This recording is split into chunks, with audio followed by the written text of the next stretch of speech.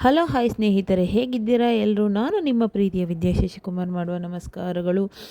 ಸ್ನೇಹಿತರೆ, ಇದು ಸೋಮವಾರದಲ್ಲಾಗಿರುತ್ತೆ. ಸೋಮವಾರ ಅಂತಂದರೆ ಧನುರ್ಮಾಸ ಸ್ಟಾರ್ಟ್ ಆಗಿದೆ. ಹಾಗಾಗಿ ನಾನು ಸಹ ಧನುರ್ಮಾಸನ ಮಾಡ್ತಾಯಿದ್ದೀನಿ. ಅಂದರೆ ಈಗ ಟೈಮ್ ಈಗ 4:15. ಸೊ ಎದ್ಬಿಟ್ಟು ಮನೆಯೆಲ್ಲ ಕ್ಲೀನ್ ಮಾಡಿಬಿಟ್ಟು ನಾನು ದೇವ್ರನ್ನ ದೇವ್ರ ಪೂಜೆ ಮಾಡ್ತೀನಿ. ಸೊ ಹಾಗಾಗಿ ಎಲ್ಲದನ್ನು ನೀಟಾಗಿ ತೆಗೆದುಬಿಟ್ಟು ದೇವ್ರ ಮನೆಯೆಲ್ಲ ಕ್ಲೀನ್ ಮಾಡಿಕೊಂಡು ಅದಾದಮೇಲೆ ನಾನು ದೇವ್ರನ್ನ ಪೂಜೆ ಮಾಡಿ ಮುಂದಿನ ಕೆಲಸ ಮಾಡುವಂಥದ್ದು. ಸೊ ಧನುರ್ಮಾಸದಲ್ಲಿ ನಾವು ಪೂಜೆ ಮಾಡಿ ಮನೇಲಿ ಪೂಜೆ ಮಾಡಿ ನಾವು ದೇವಸ್ಥಾನಕ್ಕೆ ಹೋಗಿ ಬಂದರೆ, ಅದು ಬೆಳಗಿನ ಜಾವ 6 ಗಂಟೆ ಒಳಗಡೆ ನೀವು ಪೂಜೆ ಮುಗಿಸಿ ದೇವಸ್ಥಾನಕ್ಕೆ ಹೋಗಿ ಕರ್ಪೂರ ಹಚ್ಬಿಟ್ಟು ಬಂದರೆ ತುಂಬಾ ಒಳ್ಳೆಯದು ಸ್ನೇಹಿತರೆ. ಯಾವ ದೇವಸ್ಥಾನ ಅಂತಲ್ಲ, ನಿಮ್ಮ ಮನೆ ಪಕ್ಕದಲ್ಲಿ ಯಾವ ದೇವಸ್ಥಾನ ಇರುತ್ತೋ ಅದೇ ದೇವರಿಗೆ ನೀವು ಹೋಗಿ ಒಂದು ಸರಿ ಕೈ ಮುಗಿದು ಬಂದರೆ ತುಂಬಾ ಒಳ್ಳೆಯದು. ಹಾಗಾಗಿ ನಾನು ಸಹ ಮನೆಯಲ್ಲೆದ್ದು ಎಲ್ಲ ಪೂಜೆಯನ್ನು ಮುಗಿಸಿ ನಾನು ಈಗ ದೇವಸ್ಥಾನಕ್ಕೆ ಹೋಗ್ತಾ ಇದ್ದೀನಿ. ಈಗ ಒಂದು 5:30 ಆಗಿತ್ತು. ಸೊ 5:30 ಇನ್ನೂ ದೇವಸ್ಥಾನ ಓಪನ್ ಇರಲಿಲ್ಲ. ಆದರೂ ಸಹ ನಾನು ಹೋಗಿ ದೇವಸ್ಥಾನಕ್ಕೆ ಹೋಗಿ ಕರ್ಪೂರ ಹಚ್ಬಿಟ್ಟು ಬಂದೆ. ಇದು ನಮ್ಮ ಮನೇಲಿ ಪಕ್ಕದಲ್ಲಿರುವಂತಹ ಆಂಜನೇಯ ಸ್ವಾಮಿ ದೇವಸ್ಥಾನ. ಸೊ ನಾನು ನಿಮಗೆ ಈ ಆಂಜನೇಯ ಸ್ವಾಮಿ ದೇವಸ್ಥಾನದ ಬಗ್ಗೆ ಒಂದು ವಿಡಿಯೋದಲ್ಲಿ ಹಾಕಿದ್ದೆ. ಸೊ ಹಾಗಾಗಿ ನಾನೇನಾದರೂ ದೇವಸ್ಥಾನಕ್ಕೆ ಬರಬೇಕು ಅಂದರೆ ಫಸ್ಟು ಈ ಆಂಜನೇಯ ಸ್ವಾಮಿ ದೇವಸ್ಥಾನಕ್ಕೆ ಬಂದುಬಿಟ್ಟೆ ನಾನು ಹೋಗೋದು. ಸೊ ನಾನು ಈ ದೇವಸ್ಥಾನಕ್ಕೆ ಬಂದು ಬೆಳಗಿನ ಜಾವ 5:30 ಈಗ ಸೊ ಬಂದು ಕರ್ಪೂರ ಹಚ್ಚಿದ್ದೀನಿ. ಕರ್ಪೂರ ಹಚ್ಚಿ ಮುಂದಿಂದು ಕೆಲಸ ಮಾಡೋಣ ಅಂಥೇಳಿ, ಇನ್ನು ಧನುರ್ಮಾಸ 1 ತಿಂಗಳು ಇರುತ್ತೆ. ಸೊ 1 ತಿಂಗಳು ಸಹ ನಾನು ಮಾಡೋಣ ಅಂಥೇಳಿ, ಪ್ರತಿದಿನ ಮಾಡೋಣ ಅಂಥೇಳಿ ಅಂದ್ಕೊಂಡಿದ್ದೀನಿ. ಹಾಗಾಗಿ ಮಾಡೇ ಮಾಡ್ತೀನಿ.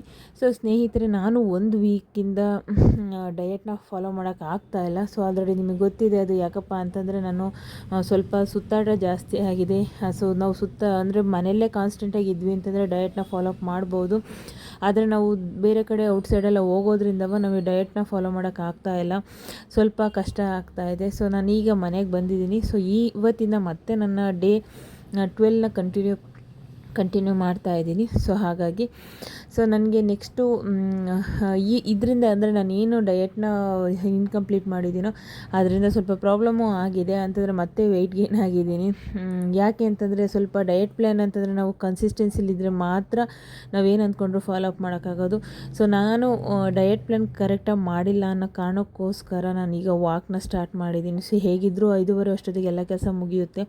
ಹಾಗಾಗಿ ಅಟ್ಲೀಸ್ಟ್ ಒಂದು 1/2 ಅವರು ಅಥವಾ ಒಂದು 45 ಮಿನಿಟ್ಸು ನಾನು ವಾಕ್ ಮಾಡಿದರೆ ಸ್ವಲ್ಪ ವೆಯ್ಟ್ ಲಾಸ್ ಆಗೋ ಚಾನ್ಸಸ್ ಇದೆ ಅಂತೇಳಿ ನಾನು ಡೈಲಿ ಒಂದು 5:30ಗೆಲ್ಲ ಪೂಜೆ ಮುಗಿದ್ಮೇಲೆ ಇಲ್ಲೇ ಹತ್ರದಲ್ಲಿರುವಂತಹ ಪಾರ್ಕಲ್ಲಿ ಹೋಗಿ ಒಂದು 45 ಮಿನಿಟ್ಸು ನಾನು ವಾಕ್ ಮಾಡಿ ಎಕ್ಸಸೈಸ್ ಮಾಡಿ ಮಾಡೋಣ ಅಂತೇಳಿ ಅಂದ್ಕೊಂಡಿದ್ದೀನಿ 1 ಮಂತು.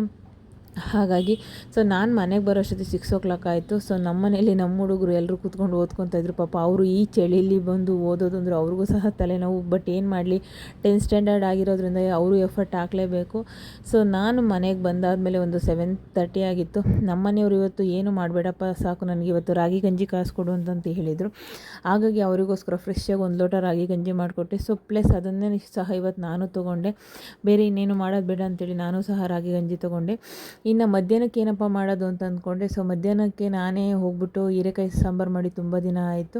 ಸೊ ಹಾಗಾಗಿ ಹೀರೆಕಾಯಿ ಸಾಂಬಾರಿಗೆ ಇವತ್ತೆಲ್ಲ ರೆಡಿ ಮಾಡಿಕೊಂಡೆ. ಸೊ ಹೀರೆಕಾಯಿ ಸಾಂಬಾರು ರೆಸಿಪಿನ ನಾನು ನೆಕ್ಸ್ಟ್ ವೀಡಿಯೋದಲ್ಲಿ ಅಪ್ಲೋಡ್ ಮಾಡ್ತೀನಿ, ಹೇಗೆ ಮಾಡೋದು ಅಂತೇಳಿ.